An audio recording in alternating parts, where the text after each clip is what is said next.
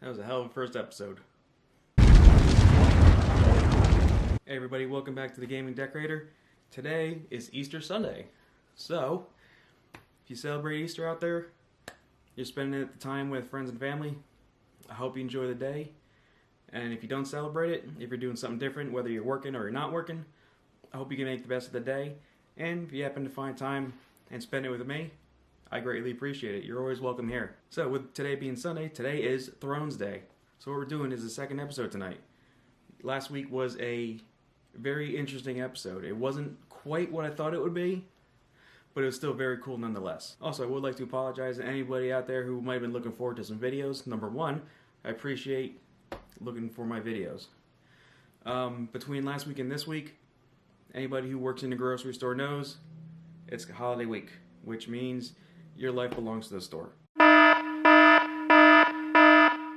So, hopefully now that the holiday's over, I'll be able to get to recording videos back on a semi-regular basis. With that in mind, I wanted to make a video about Thrones while the season is still going, and if anything, to sort of make some predictions of what I think will happen as the series is finally drawn to an end. So with that, I just want to recap a couple of the things that happened last week, which, like I said earlier, did not go like I thought it would. To be honest, with me thinking the way last season ended, season 7, with the wall coming down and the White Walkers invading, I really thought they would kick off season 8 with a bang, with some small villages just getting annihilated by White Walkers, by the zombie Viserion flying around with the Night King, destroying villages and towns. I thought it'd be chaos. It was totally not. While it wasn't a chaotic start to the first episode of the season, it was definitely different, and actually it was rather warming, to say the least, being Game of Thrones' history. It started off basically as a parade. It basically started off as a parade from everybody returning, Jon and his successful party, recruiting Dany. Basically everybody was coming up to Winterfell. So basically what you saw was a lot of character interaction, which was very cool, I guess going into the final season, because throughout the entire series, yeah, characters always just miss each other or all over the place. So you got to see some interesting things like Grey Worm and Missandei's reactions to the North for the first time, as well as Dany's. And you got to see a lot of older characters reunite, which was cool. Jon and Bran reunited. We didn't see that till they almost met, I think in season 4 when they crossed paths, maybe season 5, one of the two. And the first thing out of Bran's mouth was like, yeah, your dragon's a zombie. We need to get this going right now. Bran did not. Bran just cut and dried right there the way he was. He's like, we got to get this going now. We're in trouble. We also got to see some other character reunions that we haven't seen in some time, like Sansa and Tyrion.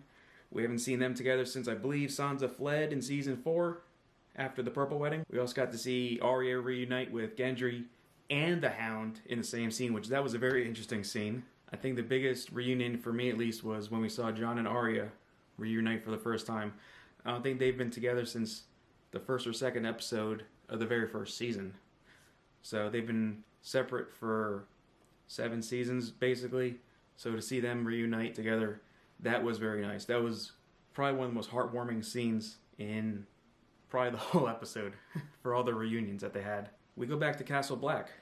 Tormund and Beric survived, which was pretty interesting. It was kind of up in the air if they survived or not, the way season 7 ended.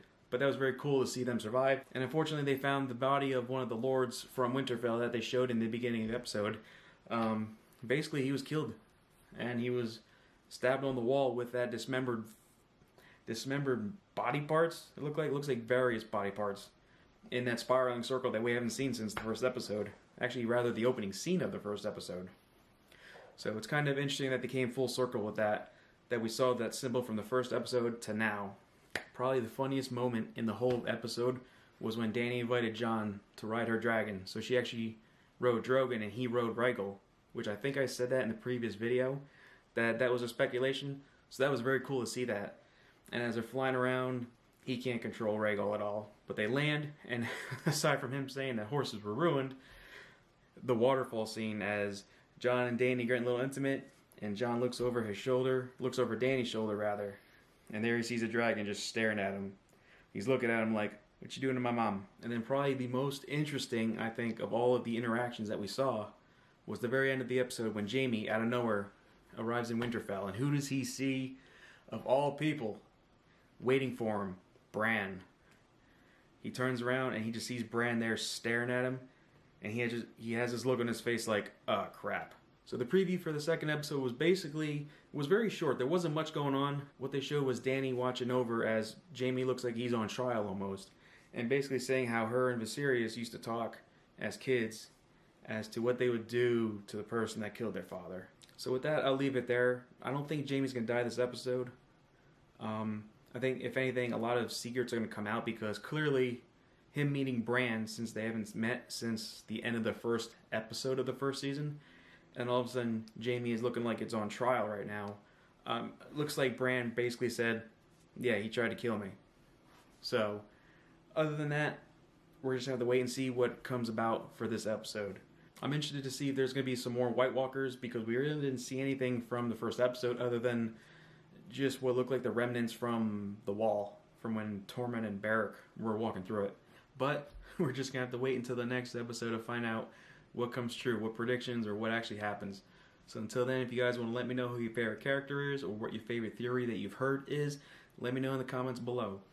If you like the videos that I've been making, which hopefully I can get back on a semi-regular basis, be sure to hit that subscribe button, give me a thumbs up as well. And until then, appreciate all you guys that are taking your time out of your day to watch the videos.